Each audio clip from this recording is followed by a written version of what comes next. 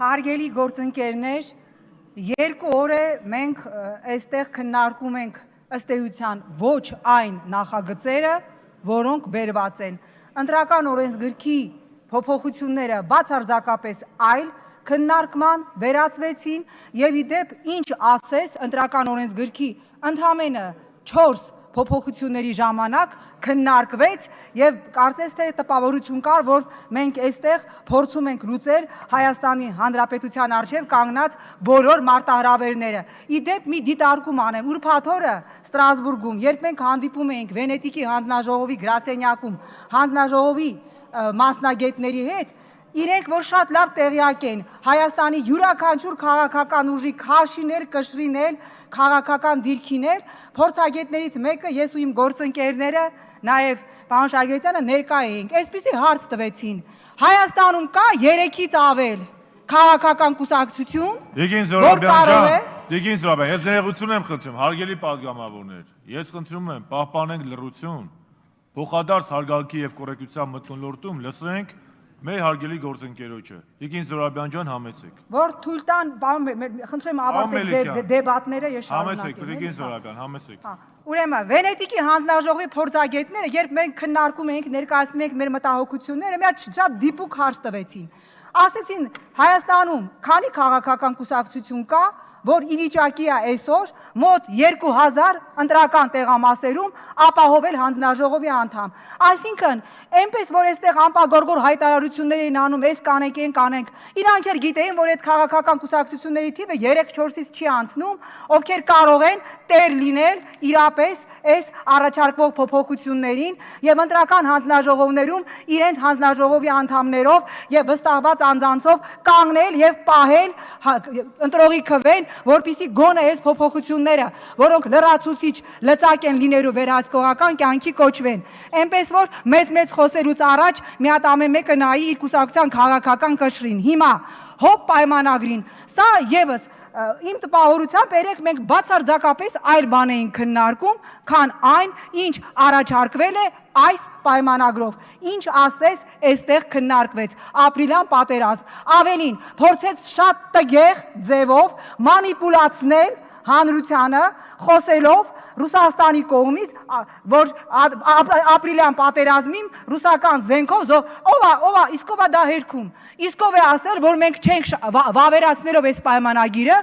մենք չենք շարունակելու բոլոր ամբիոններից խոսել եմ մասին, որ մեր ռազմավարական դաշնակիցը հարձակվողական զենք է վաճառում Ադրբեջանին։ Եվ ի տարբերություն այստեղ հոխորտացող շատերի, որ այս ամբիոնից են այդ մասին խոսում, գոնե ես եղել եմ այն պատգամավորներից մեկը, որ Ռուսաստանում Պետդումայում ամենաբարձր մակարդակով եմ ասել, որ գործընկերությունը փողի հետ չեն փոխում, որ Ռուսաստանը ԵԱՀԿ Մինսկի խմբի համանախագահող երկրներից միակն է, որ Ադրբեջանին վաճառում է հարձակվողական զենք, որ եթե Ռուսաստանը չվաճառի, Ադրբեջանը այդ օրինակ զենքը այդ գնով որևէ այլ երկրից չի կարող գնել, բայց հարգելի գործընկերներ,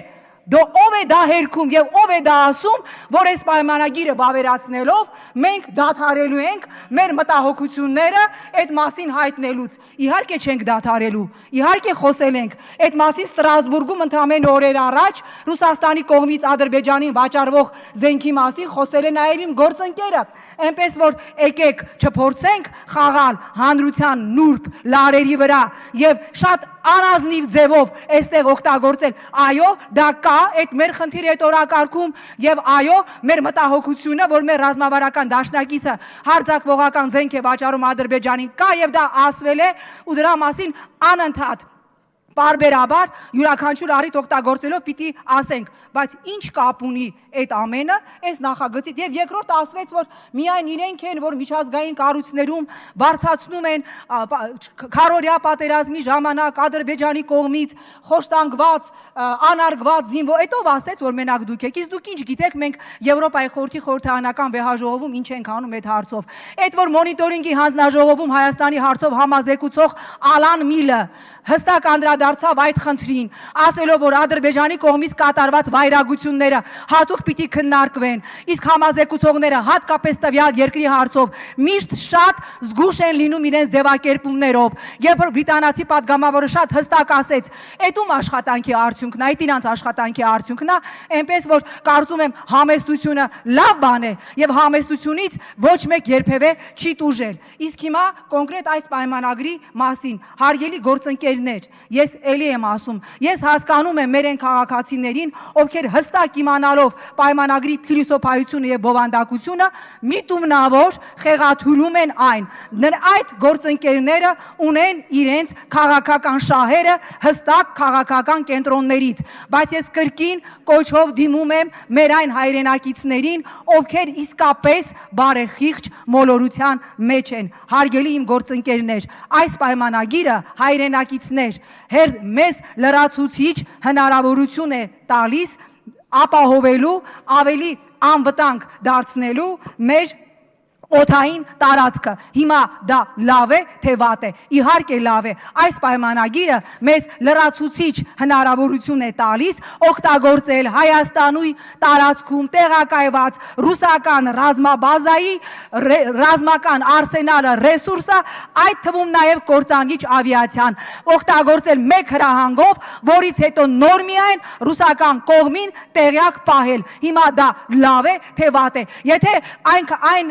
գործիչները կամ նրանց հետևում կանգնած ուժերը իդեպ կարող են հիմա պաշտոնական հայտարարություն անել, որ իրենք կարող են առանց այս պայմանագրի, իրենք ստանձնում են նման քաղաքական պատասխանատվություն, առանց այս պայմանագրի ապահովել մեր օդային անվտանգությունը, քննարկենք, միգուցե դեմ քվեարկենք եւ իրենց նշանակենք մեր օդային անվտանգության միակ ուրեմն երաշխավորը։ Սա էր քննարկման հարց է, բայց ես կրկնում եմ, չի կարելի մոլորեցնել հանրությանը։ Այո, մենք այսօր ունենք լրջագույն խնդիր եւ այո, լավ օրից չէ, որ մենք